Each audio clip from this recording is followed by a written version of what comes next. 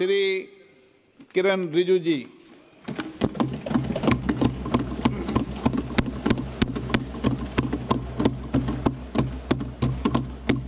Honorable Speaker, sir, I rise to move the motion for consideration of the Waqf Amendment Bill 2025 and Mussalman Waqf Repeal Bill 2024. अध्यक्ष महोदय जी, आपने जो ruling दिया है JPC के बारे में जिक्र किया है, उसी के साथ साथ जुड़ते हुए एक मिनट किरण जी, एक मिनट श्री सौगत राय जी संशोधन संख्या 108 को प्रस्तुत करें।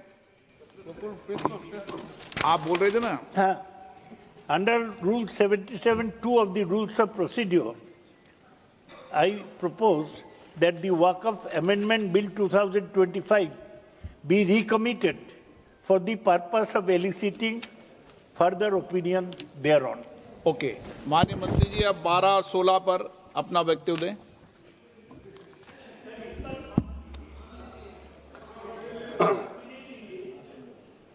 आपका जो जब मैं ओपनिंग करूंगा उसका भी जवाब आएगा और बाकी अमेंडमेंट तो आखिरी में आता ही है।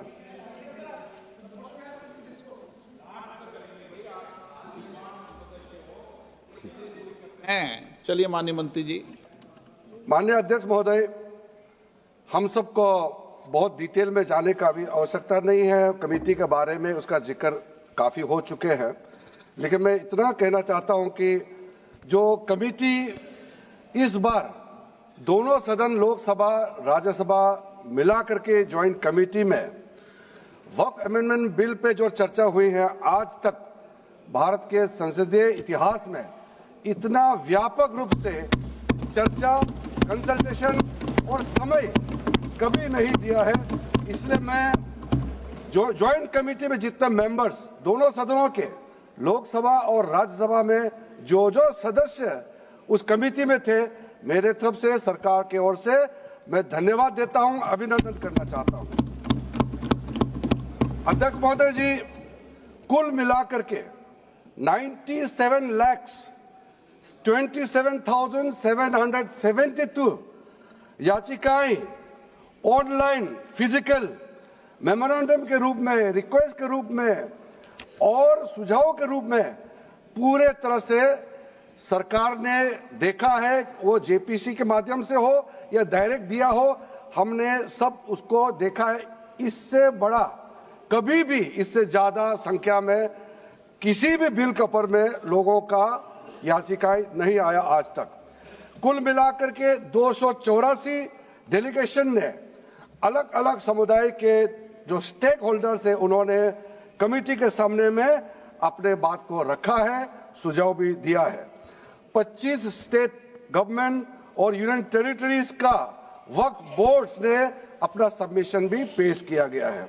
इसके अतिरिक्त कई लीगल लुमिनरीज, विद्वान लोग हैं हमारे समाज में, कम्युनिटी लीडर्स हैं, अलग अलग धार्मिक संस्थाओं का प्रतिनिधि, charitable organisation, civil society, academicians, researchers, policy makers, सब ने इस कमेटी के सामने में पेशकश किया है। उसके साथ साथ मैं कहना चाहता हूं सर, आज जब मैं जो बात रखूंगा आपके सामने में, पिछली बार जब हमने ये प्रस्तुत किए थे बिल को इस सदन में, तब भी मैंने कई बातें बताई थी।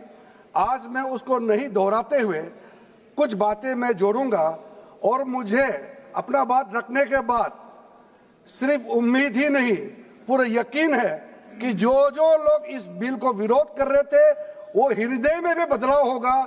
पॉजिटिव सोच के साथ इस बिल में सब समर्थन करेंगे, ये मैं विश्वास के साथ आगे अपना बात रखना चाहता हूं। क्योंकि मैं पॉजिटिव नोट से बात रखना चाहता हूं, तो इसलिए एक मेरे जो मन की बात है मैं कहना चाहता हूं, तो इससे अच्छा संदेश जाए। किसी की बात कोई, अध्यक्ष महोदय, किसी की बात कोई बदगुमान ना समझे, इस जमीन का दर्द कभी आसमान ना समझेगा। ये मैं दिल से कह रहा हूं, क्योंकि अच्छा सोच के साथ बड़ा दिल के साथ खुले मन से मैं ये प्रस्ताव आपके सामने में पेश कर रहा हूं। सर, कई लोगों ने अपने अपने तरीके से बातें रखी हैं। किसी ने कहा ये प्रावधान अनकॉन्स्टिट्यूशनल है, गैर संवैधानिक है। किसी ने कहा ये इलीगल है, अनलॉफुल है। सर, ये बिल जो हम लोग जिक्र कर रहे हैं कोई नया विषय नहीं है। आजादी से पहले ये बिल जब पहली बार मुसलमान वक्फ वैलिडेटिंग एक्ट पास किया गया था 1913 में, तब से इसका इतिहास शुरू होता है। उससे पहले प्रिवी काउंसिल ने 1894 में इनवैलिडेट किया था वक्फ अल औलाद को। बाद में उसका प्रॉपर लीगल फॉर्म में 1913 के बाद फिर 1923 में द मुसलमान वक्फ एक्ट लाया गया था, जिसमें अकाउंटिंग और ट्रांसपेरेंसी के बारे में ये जोर उसको देते हुए ये एक्ट पास किया गया था। उसके बाद 1930 में द मुसलमान वक्फ वैलिडेटिंग एक्ट लाया गया है, जो रीइंफोर्स करता है legal validity of the family वक्फ। परिवार में जो वक्फ होता है उसको जोर देते हुए ये बिल लाया गया है। उसके बाद आजादी के बाद 1954 में 1954 में वक्फ एक्ट पहली बार आजाद भारत का एक्ट बनी और उस समय स्टेट वक्फ बोर्ड का भी प्रावधान उसी 1954 एक्ट में प्रावधान किया गया था। उस समय से लेकर के कई संशोधन के साथ में 1995 में व्यापक रूप से ये वक्फ एक्ट बनी है। तो उस समय किसी ने नहीं कहा कि ये एक्ट अनकॉन्स्टिट्यूशनल है, किसी ने नहीं कहा उस समय ये अनलॉफुल है। आज जब हम उसी बिल को सुधार के ला रहे हैं, तब आपको ये अनकॉन्स्टिट्यूशनल अनलॉफुल का ये शब्द इस्तेमाल करने का आपको ये नौबत कैसे आया, ये सोच क्यों आया? अगर आप सच्चे दिल से सोचते और मन साफ होते तो आप तर्क पे जाते। इस संशोधन बिल में जो जो तर्क है आप उसमें बात कीजिए, आप उसको छोड़ के जो कोई लेना देना नहीं है बिल में, उसका बात आप लेकर के लोगों को गुमराह करने का, बरगलाने का काम जो किया है, उसको मैं शुरू में साफ करना चाहता हूं। अध्यक्ष महोदय जी, 1995 में ट्राइब्यूनल का पहला व्यवस्था किया गया है ताकि वक्फ बोर्ड का कोई भी निर्णय किसी को अगर पसंद नहीं है या उसको चैलेंज करना चाहता है तो वक्फ ट्राइब्यूनल वहां आप जा सकते हैं। उसका प्रावधान पहली बार हुए हैं और उस समय यह भी फैसला हुआ कि 5 लाख से ज्यादा आमदनी किसी वक्फ प्रॉपर्टी में है, उसके लिए सरकार एग्जीक्यूटिव ऑफिसर्स अपॉइंट किया जाएगा। ये भी 1995 में शुरुआत की है। अध्यक्ष महोदय जी, ये आज एक ट्रिगर पॉइंट क्यों हुआ है? ये अमेंडमेंट बिल लाने का आवश्यकता सबसे ज्यादा शुरुआत कहां से हुई? मैं संक्षेप में बताना चाहता हूं। 2013 में 2014 में हम सब चुनाव में गए और चुनाव में जाने से पहले 2013 में कुछ कदम ऐसे उठाए गए हैं जो आप सुन करके, आप सदस्य के रूप में भी और इस देश का नागरिक होने के कारण आपके दिमाग में यह बात जरूर सवाल उठेगा कि ऐसा कदम क्यों उठाया गया है। सर, 2013 में पहला यह बदलाव हुआ कि इस देश में कोई भी आदमी, कोई भी इंसान, चाहे वो हिंदू हो, मुसलमान हो, सिख हो, ईसाई हो, पारसी हो, बौद्ध हो, जैन हो, वक्फ क्रिएट कर सकता है। सबको मालूम है वक्फ एक मुसलमान का अल्लाह के प्रति अपना एक उसका एक पायस चैरिटेबल रिलीजियस पर्पस के लिए वक्फ क्रिएट किया जाता है, लेकिन उसमें डाइल्यूशन करके 2013 में कोई भी वक्फ क्रिएट कर सकता है। यह प्रावधान सबसे पहले उस समय की यूपीए सरकार ने किया है। दूसरा, आपने सारा वक्फ को स्पेसिफिक कर दिया कि शिया बोर्ड में शिया ही रहेंगे, सुन्नी बोर्ड में सिर्फ सुन्नी ही रहेंगे और कोई भी बोर्ड हो सिर्फ उनके लोग ही रहेंगे, बाकी कोई उसमें आ नहीं सकता है। ऐसा आपने प्रावधान किया। तीसरा, 2008, सर आप शांति से सुनने के बाद आप जो भी जवाब, आप जो भी पूछेंगे हमारा रिप्लाई तो आएंगे ही सर। डिबेट का आखिरी में है, मेरा फिर से रिप्लाई होगा, तो अभी मैं जब शुरुआत में कुछ दृष्टिकोण रख रहा हूं, इसमें कोई हस्तक्षेप ना करे, ध्यान से सुनिए, ताकि हमारा डिबेट का स्तर भी ऊंचा रहे और तर्क भी सामने में आ जाए। सर, एक प्रावधान आया सेक्शन 108। उस सेक्शन 108 में यह लिखा गया है कि वक्फ बोर्ड का जो प्रावधान है इस देश में कोई भी मौजूदा कानून के ऊपर में रहेगा, ओवरराइडिंग इफेक्ट रहेगा, ऐसा आपने कानून बनाया है। इस देश में ऐसा कानून कैसे मंजूर कर सकते हैं अध्यक्ष महोदय जी? हर कानून अपना अपना हिसाब से चलता है, लेकिन एक कानून दूसरे कानून के ऊपर में ओवरराइडिंग इफेक्ट होगा, ये कोई भी मान्यता नहीं दे सकता है।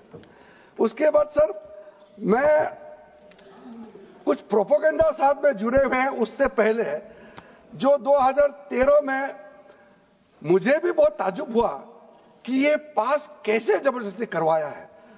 2013 में वक्फ में यूजर जो आपने प्रावधान डाला, उसके बाद 1970 से एक केस चल रहा था दिल्ली के अंदर में।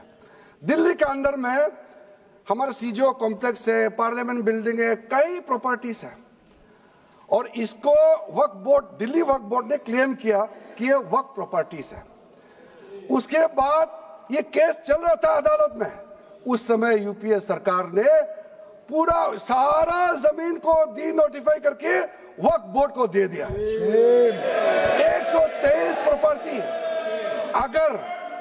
अगर आज हम ये संशोधन लेके नहीं आते तो जिस सदन में हम बैठे हैं, ये पार्लियामेंट बिल्डिंग, इसको भी क्लेम किया जा रहा था।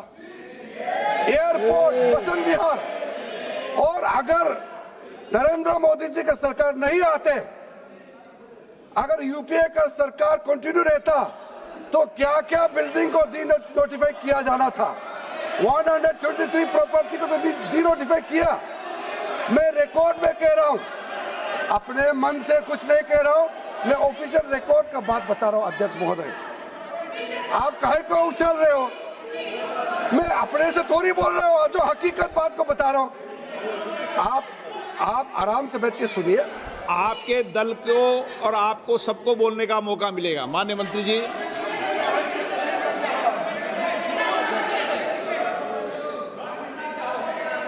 सर, मैं फिर से कह रहा हूं, मैं एक शब्द अपने ओर से नहीं कह रहा हूं, जो घटना है, जो हकीकत है, यही कह रहा हूं। इनको इसमें इतना उछालने का, उत्तेजित होने का कोई मतलब ही नहीं है सर। अध्यक्ष महोदय,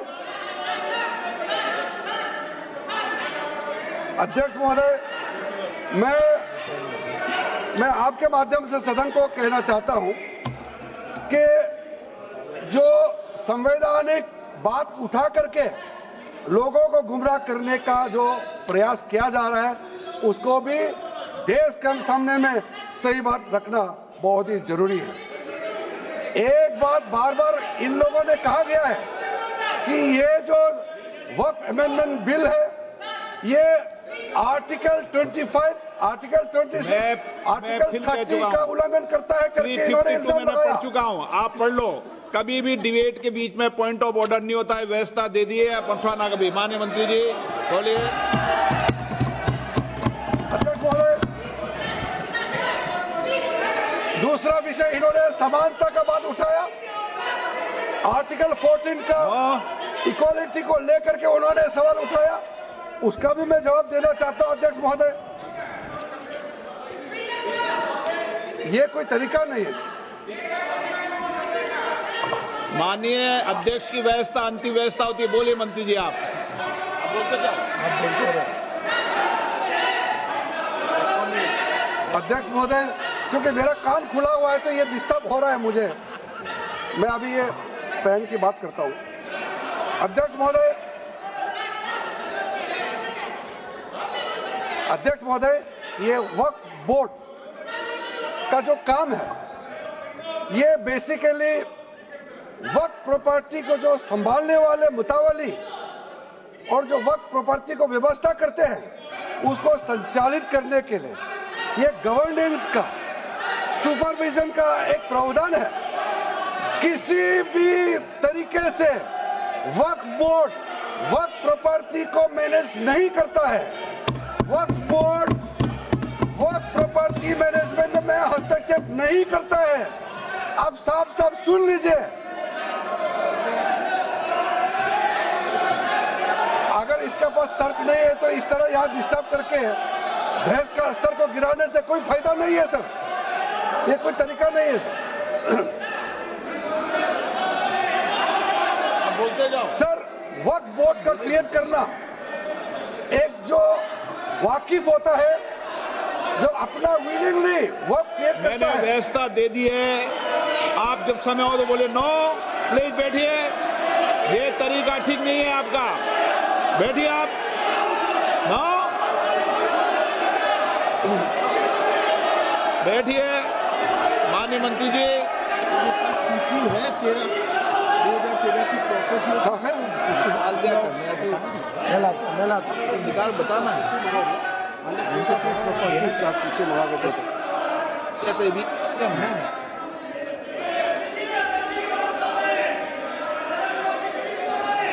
अध्यक्ष महोदय, सबको बोलने का मौका मिलने वाले हैं, तो कम से कम बात को शांति से सुनने के बाद आप अपना बात रखिए।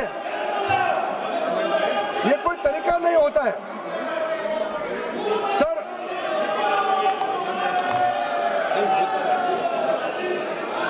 अध्यक्ष महोदय,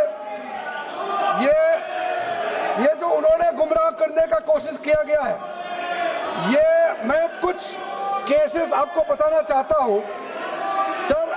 आप देखिए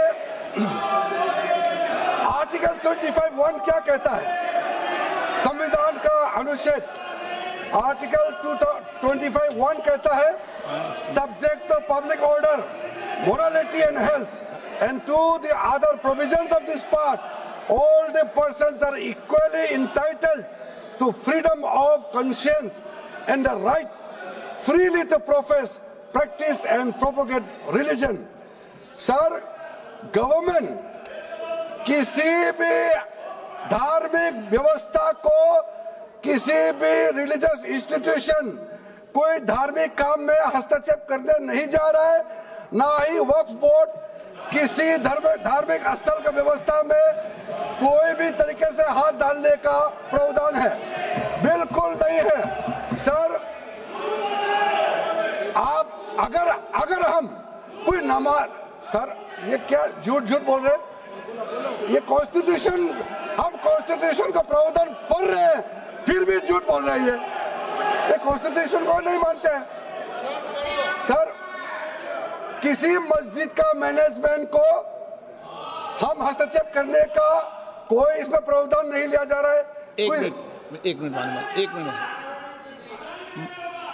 माननीय सदस्य, आप भारत की संसद में बैठे हो, गरिमा मर्यादा बनाए रखो, बैठे बैठे टिप्पणी मत करो। हाँ, आपको जब मौका मिलेगा आप अपनी बात कहना, बैठे बैठे टिप्पणी नहीं कर सकते, ये संसद की मर्यादा नहीं है, ऐसे नहीं चलेगा सदन व्यवस्था नियम से चलेगा। किसी भी व्यक्ति को बैठे बैठे कोई भी सदस्य जो बोल रहा हो उसके बीच में टिप्पणी करने का अधिकार नहीं है। माननीय मंत्री जी। अध्यक्ष महोदय जी,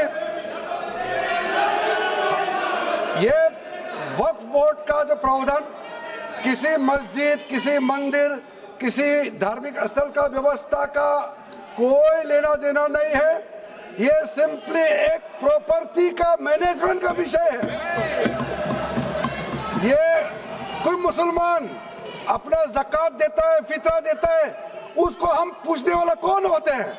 ये आपका धार्मिक भावना से जुड़े हुए चीज है, उसमें सरकार का कोई लेना देना नहीं है। लेकिन ये वक्फ प्रॉपर्टी का मामला है, लेकिन वक्फ प्रॉपर्टी का मैनेजमेंट करता है, मुतवालिज करता है। ये आपको इतना बेसिक ये फर्क जो है अगर समझ में नहीं आते या जानबूझ करके आप नहीं समझना चाहते हैं तो मेरा पास इसका कोई इलाज नहीं है। अध्यक्ष महोदय जी, ये आपके माध्यम से मैं फिर से कहना चाहता हूं कि ये सर क्या ये ऐसा बहस नहीं होता है जी। आप लोग का तर्क रखने का समय में बोलिए, ये बीच में कमेंट पास करने से सर हमारा पॉइंट का फ्लो भी बिगड़ता है और आवाज भी ठीक नहीं हो, अब आवाज भी ठीक से नहीं जाएगा। आप क्या चीज को जवाब देंगे सर? इसमें मैं कई केसेस है जिसको मैं रेफर कर सकता हूं, लेकिन सदन में 3 केसेस का मैं रेफर करूंगा तो दूध का दूध पानी का पानी हो जाएगा कि ये धार्मिक व्यवस्था से कोई लेना देना नहीं है। आपको मैं पहला एग्जांपल देना चाहता हूं, सैयद फजल पकुया तंगल वर्सेस यूनियन ऑफ इंडिया। इसमें क्या केरला हाईकोर्ट का फैसला है। केरला हाईकोर्ट ने कहा the Waqf board is a statutory body, pure and simple, it is not a representative body of the Muslim community. ये हाईकोर्ट का ऑर्डर है।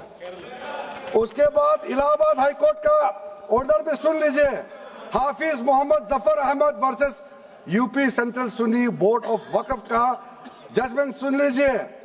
A mutawalli's right is purely a right of management of the property and is not a proprietary right. The duties of a mutawalli are purely of a secular character. His duties are not of a religious character. इतना clear cut ruling है। तीसरा, तिलकायत श्री गोविंद लाल जी महाराज versus state of Rajasthan. इसमें high court ने क्या कहा, supreme court ने क्या कहा, right to manage the properties of the temple. अब देखिए मंदिर का भी इसमें एग्जांपल लिया गया है। Right to manage the properties of the temple is purely a secular matter and can not be regarded as a religious practice. Properties of temple, temple नहीं, टेम्पल का जो प्रॉपर्टी है। उसी प्रकार से आप बार बार कहना कि मुसलमानों का अधिकार में गैर मुसलमान कैसे आ रहा है, ये तर्क ही नहीं बनता है। आप ये आज से ये बात बोलने के लिए बंद कीजिए। सर 2013 में जो काम किए गए हैं उसमें मैं एक चीज जिक्र करना चाहता हूं। इलेक्शन आने वाला था, बहुत ही कम दिन बच गए थे, इलेक्शन कोड ऑफ कॉन्डक्ट लगने ही वाला था। हम सबको मालूम है अप्रैल और मई में चुनाव हुआ था। 5 मार्च 2014 को उस समय का यूपीए सरकार ने 123 प्राइम प्रॉपर्टीज को जो housing and urban development ministry के तहत आता है उसको आपने दिल्ली वक्फ बोर्ड को ट्रांसफर कर दिया। क्या जरूरत था? कुछ दिन बाकी था चुनाव होने के लिए, आप इंतजार तो करते। आपने सोचा ये करके वोट मिलेंगे, लेकिन आप तो चुनाव तो हार गए, तो फायदा क्या हुआ? ऐसा काम करने से वोट नहीं मिलता है। इसलिए लोग इंटेलिजेंट है, हमारे देश के लोग समझदार है, इसलिए वोट बैंक का राजनीति के बिना हम अच्छे सोच के साथ में आज इस सदन में फिर से आए हैं। कुछ एनोमलीज है इस बिल में, तो इसको बदलना जरूरी था।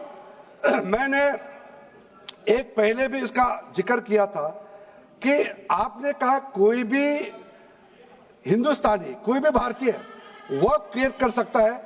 वो 95 में ऐसा नहीं था, आपने 13 में बदलाव किया, उसको हमने फिर से 1995 का प्रावधान को फिर से रिवाइव करते हुए ये हमने जोड़ा है कि वक्फ वही क्रिएट कर सकता है जो मिनिमम 5 साल इस्लाम को प्रैक्टिस करता है। बहुत साफ शब्दों में प्रावधान रखा है। सर, जो वक्फ बोर्ड बने हैं हम उसको बहुत ही सेकुलर, इंक्लूसिव बनाना चाहते हैं। आपका पुराना प्रावधान को हटा करके अब हमने कहा है कि वक्फ बोर्ड में शिया भी रहेंगे, सुन्नी भी रहेंगे, बोहरास भी रहेंगे, आगा खानिस भी रहेंगे, मुसलमानों में जो बैकवर्ड है, पिछड़े लोग हैं वो भी रहेंगे, और साथ में महिला भी रहेंगे और एक्सपर्ट नॉन मुस्लिम भी रहने का प्रावधान रखा गया है। सब स्वागत करना चाहिए, इसको किसी को आपत्ति होने का कोई जरूरत नहीं है। उसके बाद सर मैं थोड़ा सा इसको विस्तार करके बताना चाहता हूं। मेरा ही खुद का एग्जाम्पल मैं देता हूं। मान लो मैं मैं मुस्लिम नहीं हूं, लेकिन मैं माइनॉरिटी अफेयर्स मिनिस्टर हूं, तो मैं सेंट्रल वक्फ काउंसिल का चेयरमैन होता है। तो मेरे होने के बावजूद उसके बाद टोटल 4 नॉन मुस्लिम हो सकता है वक्फ काउंसिल में मेंबर, और उसमें मैक्सिमम 4 नॉन मुस्लिम के साथ साथ में 2 महिला कंपलसरी है, 2 महिला होना ही चाहिए सर। उसके बाद सर स्टेट अभी आप पूरा वक्फ बोर्ड देख लीजिए, महिला कहाँ है? महिला को भी रखा ही नहीं है, वो सिर्फ बातें करते हैं सर 22 सर मैं स्पेसिफिक बताना चाहता हूं, सेंट्रल वक्फ काउंसिल में टोटल 22 मेंबर्स में 4 नॉन मुस्लिम से ज्यादा मेंबर नहीं हो सकते हैं। एक्स ऑफिशियो के पद को मिला करके 3 मेंबर ऑफ पार्लियामेंट होगा। मेंबर ऑफ पार्लियामेंट तो किसी धर्म का हो सकता है। जब इलेक्शन करते हैं तो कोई भी धर्म का मेंबर ऑफ पार्लियामेंट या एमएलए बन सकते हैं सर। 10 मेंबर मुस्लिम कम्युनिटी से होगा, 2 फॉर्मर जजेस होंगे सुप्रीम कोर्ट और हाई कोर्ट के, 1 advocate of national eminence member रहेंगे, 4 persons of national eminence from various field. ये तो कई कमिटियों ने इसको सिफारिश किया है, और एडिशनल सेक्रेटरी या joint secretary to the government of India उसमें रहेंगे। आउट ऑफ 10 मुस्लिम मेंबर्स 2 महिला अनिवार्य है, ये हमने प्रावधान रखा है। और स्टेट बोर्ड में आउट ऑफ 11 मेंबर्स 3 से ज्यादा नॉन मुस्लिम नहीं हो सकता है। एक्स ऑफिशियो को मिलाकर के 1 chairperson, 1 MP, 1 MLA, 4 members from Muslim community, 2 members with professional experience, 1 member of Bar Council and Joint Secretary to the state government dealing with work matters. Out of 4 Muslim members, 2 shall be women. ये हमने रखा है ताकि हमारे बहनों को किसी तरीके से दरकिनार नहीं कर सके। वक्फ एक्ट सर हमने जो नया प्रावधान रखा है उसमें जितना भी जो आर्बिट्रेरी प्रोविजन जो जरूरी नहीं था उसको हमने सामान्य रूप से देश में और जितना कानून है उसको मिलाते हुए मुख्य रूप से ट्रांसपेरेंसी इन वर्क मैनेजमेंट, सर्वे को अपडेट करने के लिए जो पहले इनसफिशिएंट प्रोविजन था, इसमें वक्फ लैंड रिकॉर्ड्स वगैरह में महिलाओं का इनहेरिटेंस राइट्स, बच्चों का राइट, और साथ साथ में कई हजारों केसेस पेंडिंग है ट्राइब्यूनल और कोर्ट्स में, उसको सेटल करने के लिए जो आज लगभग 10,000 से भी ज्यादा केसेस जो पेंडिंग था और कुछ सालों के अंदर में 13 से 30,000 केसेस पेंडिंग हो चुके हैं, उसको सरलता से सुलह करने के लिए हमने रास्ता खोजा है। एक चीज बार बार आप लोग कहते हैं, हमारे पक्ष के लोग हो या उस साइड के पक्ष के लोग हो या जो सदन से बाहर है, वो एक वक्तव्य देते रहते हैं, मैं उसको सुधारना चाहता हूं। ये कहते हैं कि हमारा देश में लैंड बैंक जो है वक्फ बोर्ड के पास 3rd लार्जेस्ट है। पहला रेलवे, इंडियन रेलवे, फिर इंडियन आर्मी मतलब इंडियन डिफेंस का, और फिर कहता है वक्फ बोर्ड के पास जमीन है। मैं उसको सुधारना चाहता हूं। सर आप भी तो ट्रेन में चलते हैं, हम लोग भी ट्रेन में चलते हैं, हजारों किलोमीटर ट्रेन का पटरी लगा हुआ है, स्टेशन बना हुआ है। वो ट्रेन का पटरी लगा हुआ है, वो रेलवे का प्रॉपर्टी थोड़ी है, ये तो देश का प्रॉपर्टी है, हम लोग सब चलते हैं उसमें। इसको आप कैसे लगा सकते हैं कि रेलवे के पास इतना है, वक्फ बोर्ड के पास इतना है? वो देश का प्रॉपर्टी है। हमारा डिफेंस के पास कहता है कि 2nd लार्जेस्ट है। डिफेंस के पास जो भी लैंड है, जहां ट्रेनिंग करता है, जहां वो रहता है, या बॉर्डर एरिया में जितना डिफेंस लैंड है वो देश का रक्षा के लिए है। उसको आप कैसे वक्फ प्रॉपर्टी के साथ आप तुलना कर सकते हैं? वक्फ प्रॉपर्टी प्राइवेट प्रॉपर्टी होता है सर। तो इसलिए दुनिया में सबसे ज्यादा वक्फ प्रॉपर्टी हिंदुस्तान में है। सिर्फ हमारा देश में ही नहीं, दुनिया का सबसे बड़ा और सबसे ज्यादा वक्फ प्रॉपर्टी हिंदुस्तान में है। तो फिर ये क्यों है 60 साल तक आप सरकार में रहे हैं, हमारे देश में मुसलमान इतना गरीब क्यों है? जब दुनिया का सबसे ज्यादा वक्फ प्रॉपर्टी हमारा देश में है, तो हमारे गरीब मुसलमानों का पढ़ाई के लिए, मेडिकल ट्रीटमेंट के लिए, स्किलिंग के लिए, इनकम जनरेशन के लिए क्यों काम नहीं हुआ आज तक? बताइए। ये दुनिया का सबसे बड़ा वक्फ प्रॉपर्टी अगर हिंदुस्तान में है, तो उस प्रॉपर्टी से गरीबों का उत्थान के लिए, लोगों का भला के लिए अगर ये सरकार नरेंद्र मोदी जी के नेतृत्व में गरीब मुसलमानों के लिए काम कर रहा है, तो इसमें आपत्ति क्यों होना चाहिए? आप लोग बताइए।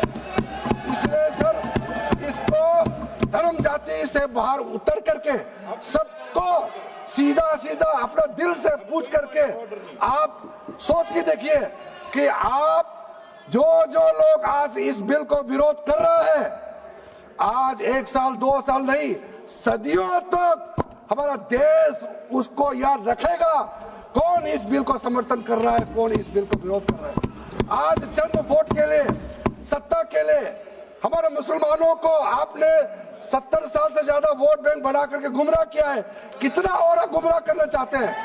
अब हमारा देश में वोट बैंक का राजनीति नहीं चलेगा। इसलिए मैं कहना चाहता हूं, जब हमारा देश में इतना वक्त प्रॉपर्टी है, तो इसको हम बेकार में पड़ा रहने नहीं दिया जा सकता है। गरीब मुसलमानों के लिए, आम मुसलमानों के लिए इस्तेमाल करना ही पड़ेगा। उसके लिए आज के ये वक्फ संशोधन बिल जरूरत है। अध्यक्ष महोदय जी, हमारे अपने वामसी पोर्टल में, हमारे मंत्रालय के वामसी पोर्टल में हमने रिकॉर्ड देखा है। सचर कमेटी जो आपने बनाया है 2006 में, उन्होंने भी ये बारे में काफी डिटेल में जिक्र किया हुआ है। सर 2006 में 4.9 लाख वक्फ प्रॉपर्टी था और उसका इनकम कितना था मैं बता दूं आंकड़ा सर, आप कहेंगे 4.9 लाख वक्फ प्रॉपर्टी में टोटल इनकम था 163 करोड़। कौन खाते थे? 163 करोड़।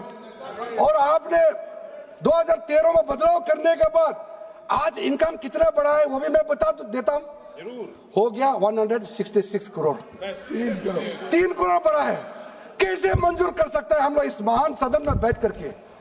अगर इतना 10 सालों के बाद भी दुनिया का सबसे ज्यादा प्रॉपर्टी का टोटल इनकम जनरेशन 3 करोड़ बढ़ता है, तो ये हम कभी मंजूर नहीं कर सकते अध्यक्ष महोदय। इसलिए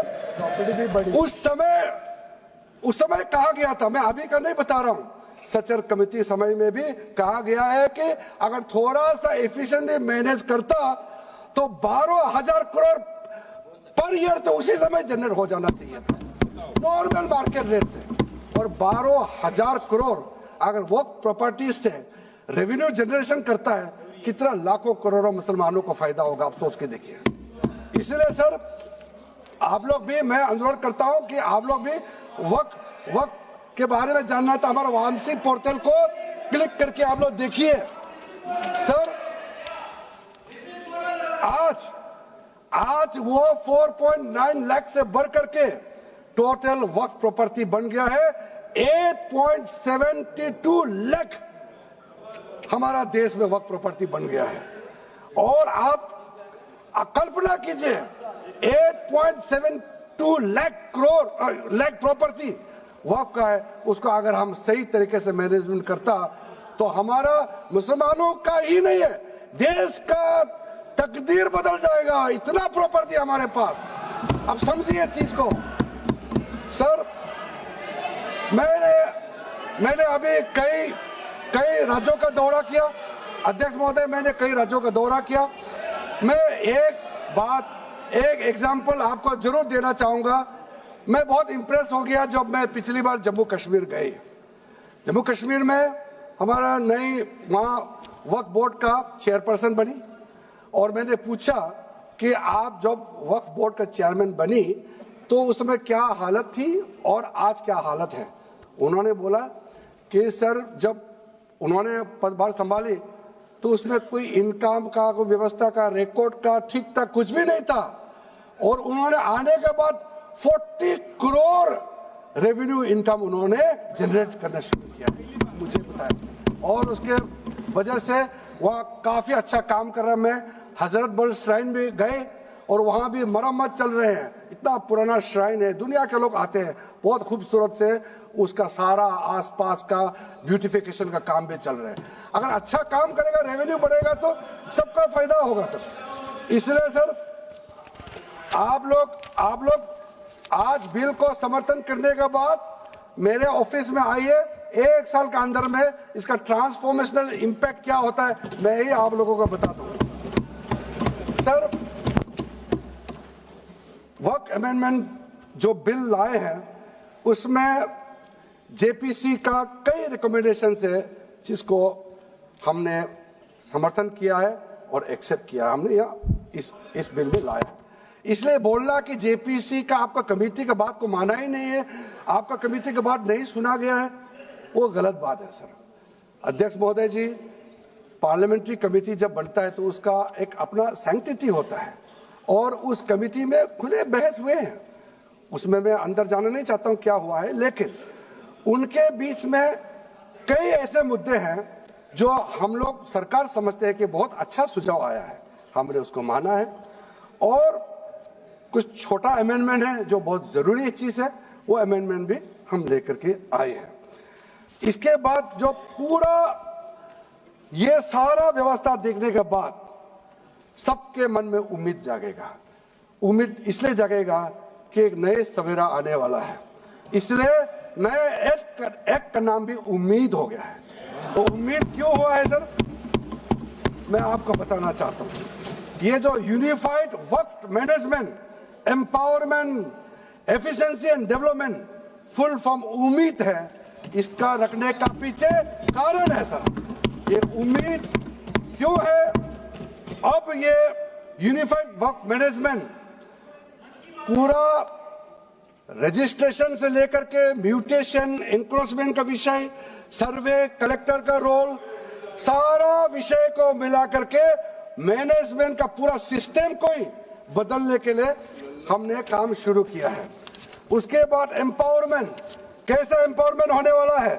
मैंने पहले भी जिक्र किया, मुसलमानों में भी जो शियास हैं, सुन्नीस हैं, बोरास, आकाकानीस, पसमानदा मुस्लिम्स हैं जिसको बैकवर्ड माना जाता है, और विशेष करके महिलाएं और बच्चों के लिए जो हमने प्रावधान रखा है, तो ये मुसलमान का कम्युनिटी के अंदर में इतना जोरदार स्वागत हो रहा है।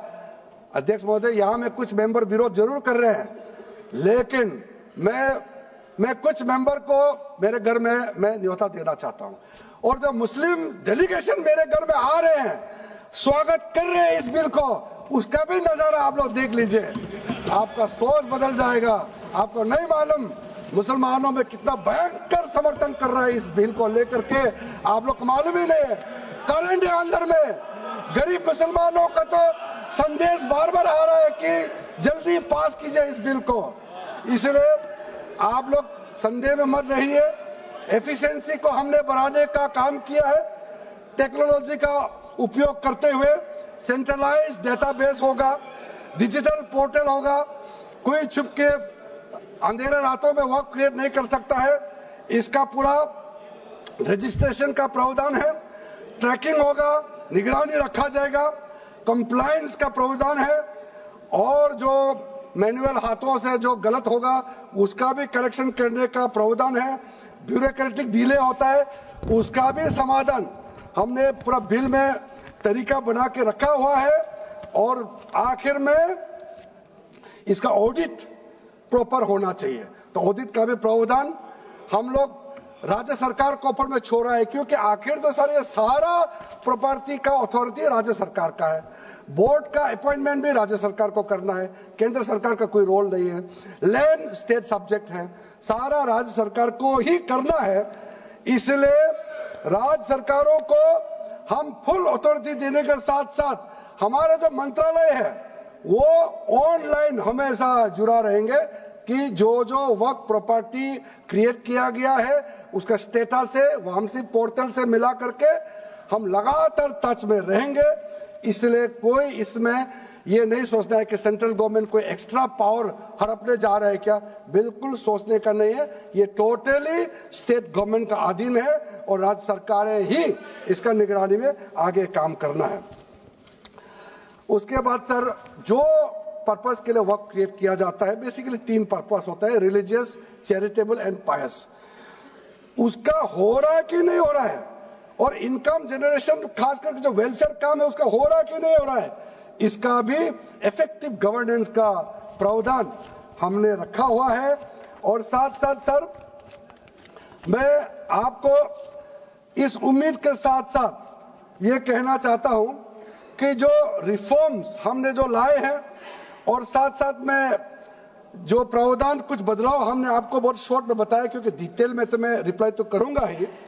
इसमें अगर आपको लगता है कि हमको अगर इनकम जनरेशन करने के लिए, वर्क प्रॉपर्टी को बेहतर इस्तेमाल करने के लिए क्या करना चाहिए, जब हम इसका सबऑर्डिनेट लेजिस्लेशन के माध्यम से रूल्स बनाएंगे, आपका सुझाव हम खुले दिल से स्वागत करेंगे। क्योंकि आखिर तो प्रॉपर्टी देश का है, किसी का भी हो, उसको अगर अच्छा से चलाना है तो आप सुझाव देंगे तो हम तो पूरा वेलकम करेंगे उसमें।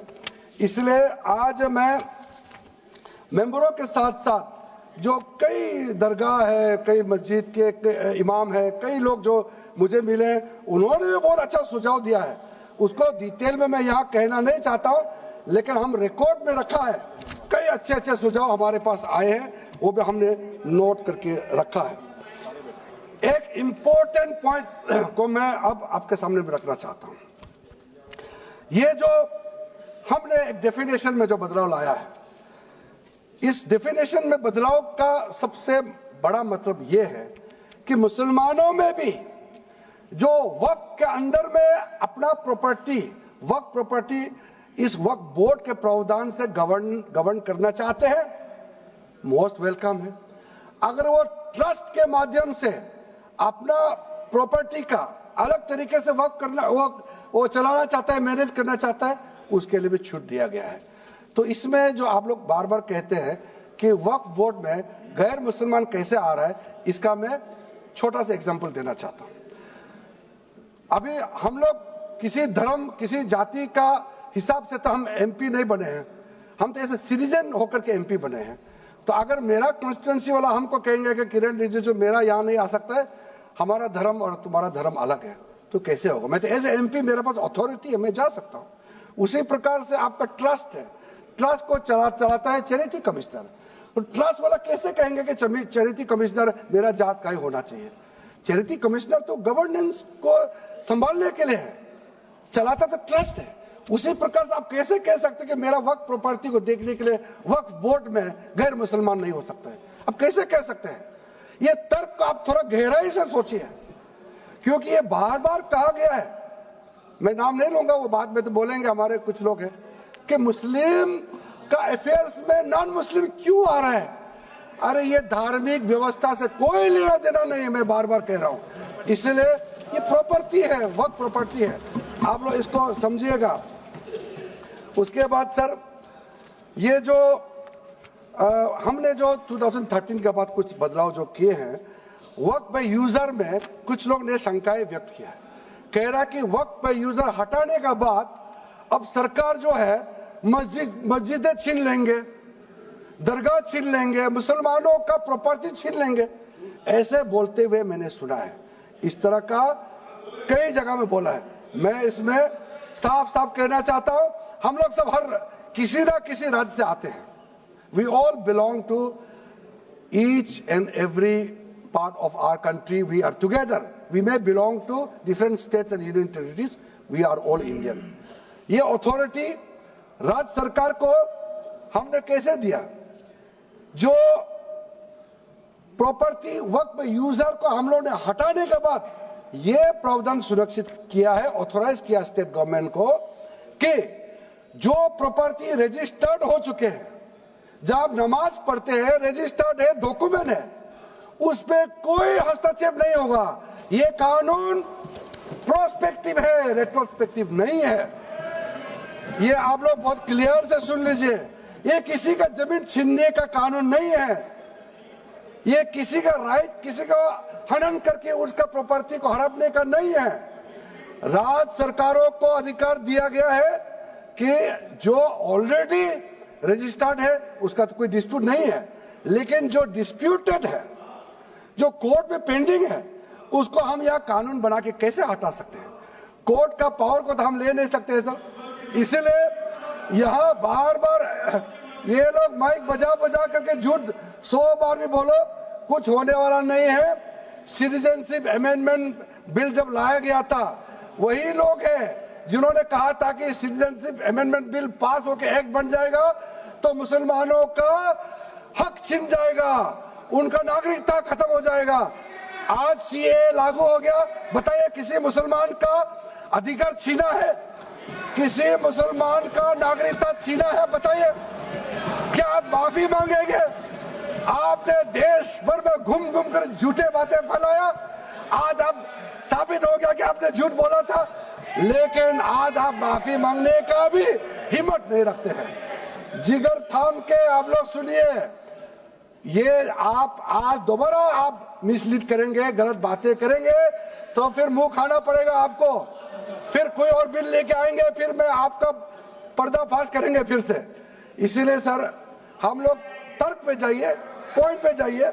इसलिए दूसरा, महिलाओं के लिए अध्यक्ष महोदय जी, क्योंकि फैमिली में पुरुष महिला सब होते हैं, तो इसमें हमने एक सिंपल प्रावधान रखा है कि एक कोई भी मुसलमान जब वर्क क्रिएट करता है, सबसे पहले उस परिवार में जो महिला का अधिकार है उसको सुरक्षित करके ही आप वर्क क्रिएट कर सकते हैं।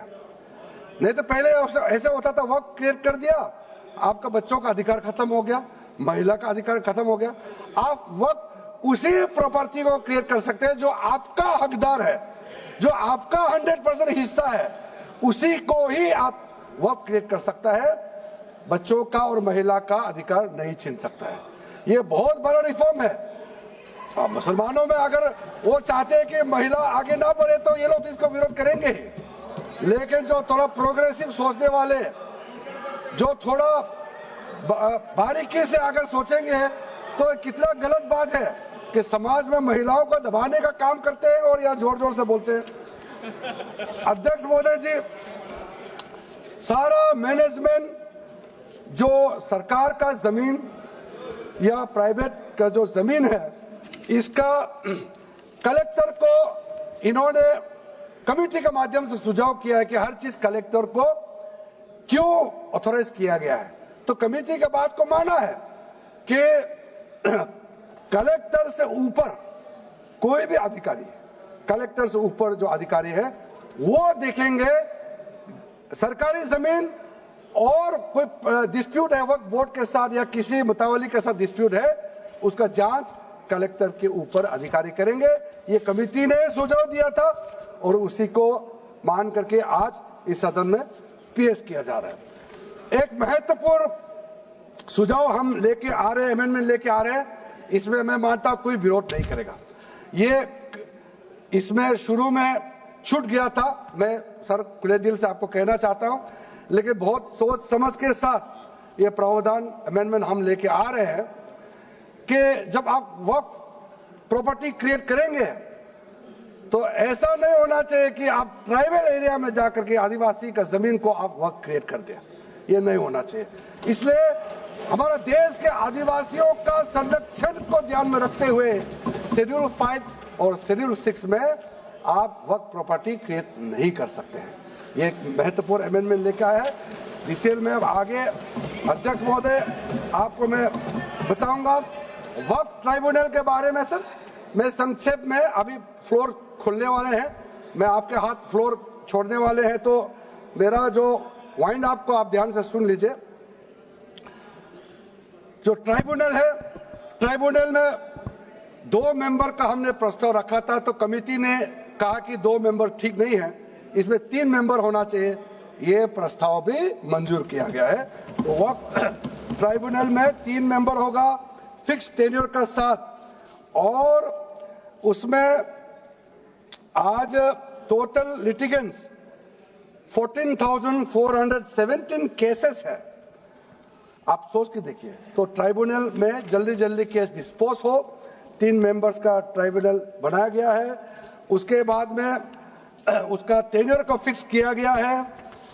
उसके बाद में जो एक बहुत स्ट्रिंजेंट प्रोविजन था, पहले ऑटोमेटिक अपील करने का राइट नहीं था, स्पेशल रिव्यू पिटीशन ही कर सकते थे ट्राइब्यूनल के ऑर्डर के बाद। तो आज हमने एक अच्छा सोच के साथ खुला मन से ये कहा है कि अब अगर आप वक्फ बोर्ड का निर्णय से खुश नहीं है, वक्फ ट्राइब्यूनल का निर्णय से खुश नहीं है, तो आप अदालत जा सकते हैं। ये रास्ता भी हमने खोल दिया है। उसके बाद सर कंट्रीब्यूशन, एनुअल कंट्रीब्यूशन, ये भी आपका ही सुझाव था कमेटी वालों का कि जो कंट्रीब्यूशन देते हैं वक्फ बोर्ड मुतावली जो देते हैं उसको घटाना चाहिए, तो उसको 7% से 5% घटा दिया है, ताकि ज्यादा पैसा आप चैरिटेबल पर्पस के लिए खर्चा कर सके। तो अच्छा जो प्रॉपर्टी मैनेज करता है वो तो सरकार को शाबाशी देंगे। उसके बाद एक बहुत ही महत्वपूर्ण प्रावधान है जो हमको रखना पड़ा, आपने लॉ ऑफ लिमिटेशन को इस वक्फ बोर्ड का प्रावधान से हटा दिया था, इसको हमने लगाया है। तो अब तो मालूम है the limitation act of 1963 will now apply to the work property claims from the date of commencement of this act, aiming to reduce prolonged litigation। ये बहुत बड़ा मैं मानता हूं एक कदम उठाया है। और जो सेक्शन 40 सबसे ड्रैकोनियन प्रोविजन इस एक्ट में था, तो सेक्शन 40 था। सेक्शन 40 के तहत वक्फ बोर्ड, आप लोग बार बार कहते हैं ना, ये ऐसा नहीं है, ऐसा ही है। सेक्शन 40 में किसी भी जमीन को आप वक्फ प्रॉपर्टी डिक्लेयर कर देता था, वो प्रॉपर्टी को हमने हटा दिया है। वो कोई भी जमीन को वक्फ प्रॉपर्टी डिक्लेयर करके फिर किसी गरीब के लिए नहीं करना है।